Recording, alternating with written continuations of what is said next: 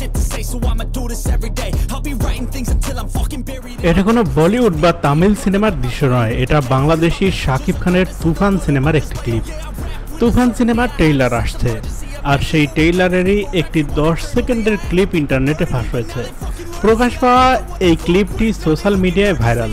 ধারণা করা হচ্ছে ট্রেইলারেরই কিছু অংশ অনাকাঙ্ক্ষিতভাবে অনলাইনে প্রকাশ পেয়েছে, আর সেটা নিয়েই এখন এত তোড়জোড় শুরু হয়েছে। এই ভিডিওতে শাকিব খানকে দুর্দান্ত অ্যাকশন করতে দেখা যাচ্ছে। এই ভিডিওটি তুফান সিনেমা দেখার পিপাসা আরও বাড়িয়ে দিয়েছে। এখানে শাকিব খানকে তামিল সিনেমার স্টাইলে গ্যাং নিয়ে চলাফেরা করতে দেখা যাচ্ছে।